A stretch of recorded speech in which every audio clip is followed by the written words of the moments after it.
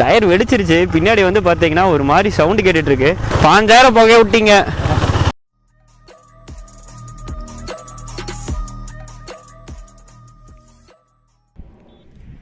Hello guys, welcome back to my YouTube channel. This is Bharath. And இப்போ எங்கே வந்திருக்கோம்னா ring road வந்திருக்கோம். நம்ம பின்னாடி பார்த்தீங்கன்னா ஒரு பீஸ்ட் நின்றுருக்கு, டியூக் 390 நின்றுருக்கு. அண்ட் இந்த வண்டிக்கு நீங்கள் நம்ம வந்து பார்த்தீங்கன்னா பேர்ன் அவுட் பண்ண போகிறாங்க.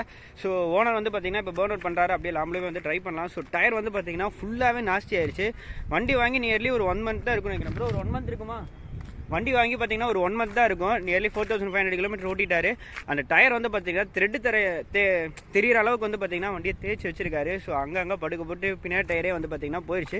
ஸோ இப்போ வந்து பார்த்தீங்கன்னா அப்போலோ அந்த டயர் தான் வாங்கியிருக்கேன். அண்ட் தென் இப்போ வந்து பார்த்தீங்கன்னா அந்த மாற்றணும்.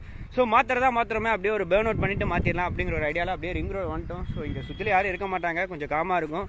ஸோ அதனால் இப்போ அப்படியே ஃபுல்லாக டயரை தேய்ச்சிட்டு அண்ட் தென் வந்து பார்த்தீங்கன்னா அப்போலோ H1 அந்த டயர் தான் இப்போ போடலான்னு இருக்கும். ஸோ கைஸ் இப்போ நான் அந்த டயரை காட்டுறேன் எப்படி இருக்குன்னு சொல்லிட்டு பாருங்களேன்.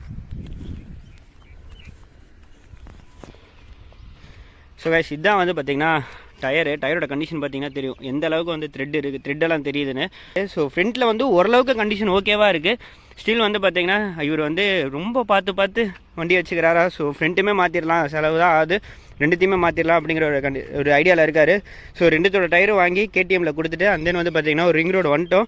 ஸோ இப்போ இங்கே வந்து பார்த்தீங்கன்னா இந்த டயரை ஃபுல்லாக தேய்ச்சிட்டு திருப்பியும் போய் தான் வந்து பார்த்தீங்கன்னா நம்ம புது டயர் எடுத்து மாட்டணும். ஸோ கைஸ் வந்து பார்த்தீங்கன்னா யூஸர் ரெடி ஆகிட்டாரு. அண்ட் தென் பேர்ன் அவுட் பண்ண போகிறாங்க. ஸோ ப்ரோ அப்படியே ஆரம்பிக்கிறீங்களா?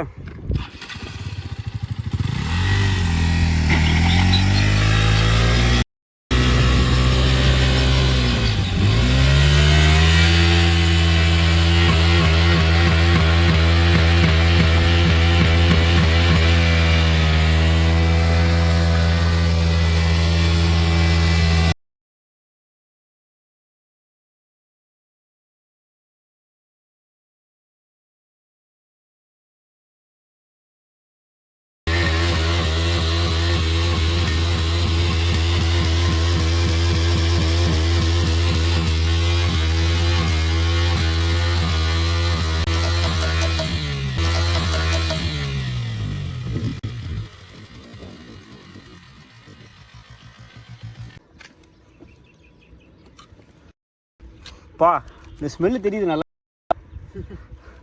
இந்த டயர் அந்த ஒரு பேர்னார ஸ்மெல் அப்படி தெரியுது கைஸ்.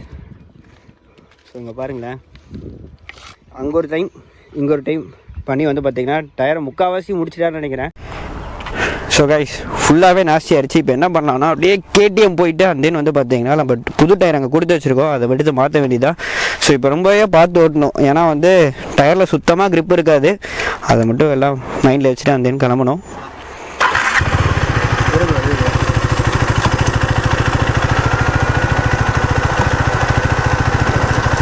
என்ன ப்ரோ ரேடியேட்டர் இப்படி ஓடிட்டு இருக்குது, போலாமா?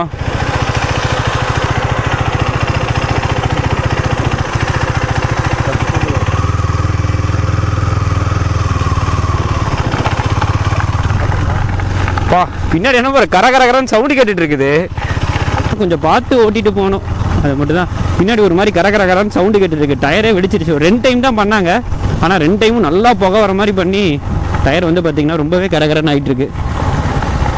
அந்த த்ரெட்டெல்லாம் வெளியில் வரவும் ஒழுங்காக ஓட்ட முடியல. ஸோ பார்த்து அப்படியே லெஃப்ட் சைடு ஓரமாக தான் ஓட்டிகிட்டு போகணும் KTMக்கு. இதுக்கு மேலே பண்ணியிருந்தா இன்னும் ரிஸ்க் ஆகிருக்கும். ஆமாம் ப்ரோ, ஆமாம். நான் அப்போவுமே ஏபிஎஸ் ஆஃப் பண்ணிட்டு தான் பண்ணேன். அப்பவும் பார்த்தீங்களா ஏபிஎஸ் அந்த அளவுக்கு முடிச்சுட்டேன். 7 கியர் எனக்கு ரெப் அடிக்க ஆரம்பிச்சிருச்சு.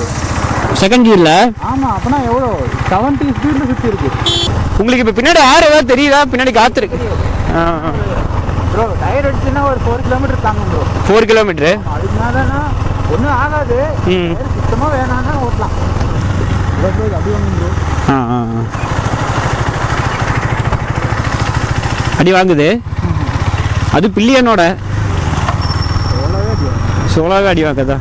ஸோ டயர் வந்து பார்த்தீங்கன்னா இதுக்கு முன்னாடி மெட்சிலர் தான் இருந்தது. அண்ட் இப்போ வந்து மெட்சிலர் அவ்வளோ வரதில்லை அப்படிங்கிறாரு. ஸோ இவர் வந்து அப்போலோ தான் போட்டிருக்காரு. அப்போலோட காஸ்ட் வந்து பார்த்தீங்கன்னா ஃப்ரண்ட் அண்ட் இயர் ரெண்டுமே வாங்கியிருக்காரு. ஃப்ரண்ட் அண்ட் இயர் வந்து பார்த்தீங்கன்னா நியர்லி 10,300 சம்திங் வந்தது, 2 டயரும் சேர்த்தி.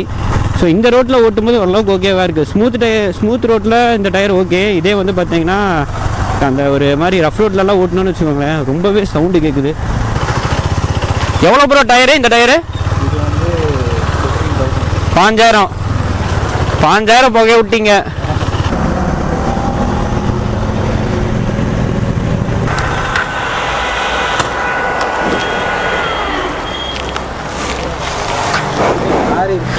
ஆமாம், டயரோட நிலைமையை நினச்சாதான் ரொம்பவே கவலைக்கிடமாக இருக்குது. என்ன ப்ரோ ஓட்டையெல்லாம் விழுந்துருக்கு? அப்படித்தான் என்னன்னா நரம்பு வெளில எட்டி பார்த்துட்டு இருக்குது. இப்போ மாற்றுவாங்களா என்ன ப்ரோ? இது எங்கேருந்து வருதுன்னே தெரியல இந்த நரம்பு. சரி விடுங்க, இப்போ மாற்றி தருவாங்களான்னு கேட்போம்.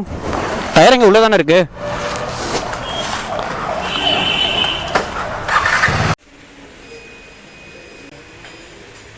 ஸோ இப்படி தான் வந்து பார்த்தீங்கன்னா டயரோட நிலமையாக இருக்குது. அண்ட் இப்போ தான் அப்படியே மாற்றிட்டு இருக்கிறாங்க. கேடிஎம் வந்துட்டோம். ஸோ கைஸ் வந்து பார்த்தீங்கன்னா டயர் சேஞ்ச் பண்ணியாச்சு. அண்ட் ஃப்ரண்ட் அண்ட் பேக் வந்து பார்த்தீங்கன்னா அப்போலோவே ஃபிக்ஸ் பண்ணியாச்சு. அப்போலோ H1 அதான் ஃபிக்ஸ் பண்ணியிருக்கு. ஸோ டயரோட ரேட்டு ஃப்ரண்ட் அண்ட் ரியர் ரெண்டுமே சேர்த்து ஒரு 10,200 கிட்ட வந்துச்சு. அண்ட் இங்கே வந்து நியர்லி ஒரு 1 hour கிட்ட வெயிட் பண்ணோம். அண்ட் தென் வந்து பார்த்தீங்கன்னா டயர் சேஞ்ச் பண்ணியாச்சு. செயின் லூபு வாட்டர் வாஷ் பண்ணி வண்டி வந்து பார்த்தீங்கன்னா சும்மா பல நிற்குது. ஸோ கைஸ் இந்த வீடியோ உங்களுக்கு பிடிச்சிட்டு நினைக்கிறேன். நெக்ஸ்ட் நல்ல கண்டென்ட்டில் சந்திப்போம். அது வரைக்கும் eat healthy ride safe take care. By.